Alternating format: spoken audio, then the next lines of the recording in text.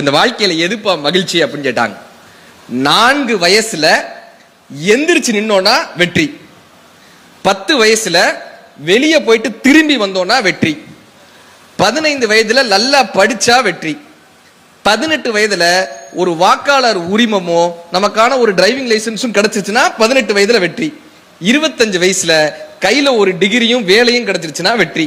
30 வயசுல பொண்ணு கிடைச்சிருச்சுன்னா வெற்றி. இன்னைக்கு 30 வயசு தாண்டி தான் கிடைக்க மாட்டேங்குது. 30 வயதுல பொண்ணு கிடைச்சிருச்சுன்னா வெற்றி, 40 வயதுல இளமையாக தோன்றினால் வெற்றி, 50 வயதுல தன்னுடைய குழந்தைகளுக்கு நல்ல கல்விகளை கொடுக்க முடிந்தால் வெற்றி, 60 வயதுல ஓய்வு கிடைத்தால் வெற்றி, 60 வயசுல ஓய்வு கிடைத்தால் வெற்றி, 65 வயசுல உடல் ஆரோக்கியமாக இருந்தால் வெற்றி, 70 வயதுல நீங்க வெளியே போயிட்டு மறுபடியும் வீட்டிற்கு நீங்களாக திரும்பி வர முடிந்தால் வெற்றி, 75 வயதிற்கு மேல் தானாக எழுந்து நிற்க முடிந்தால் வெற்றி, 80 வயதுக்கு மேல் வீட்டிற்கு பாரமாக இல்லாமல் இருந்தால் வெற்றி, அதற்கு மேல்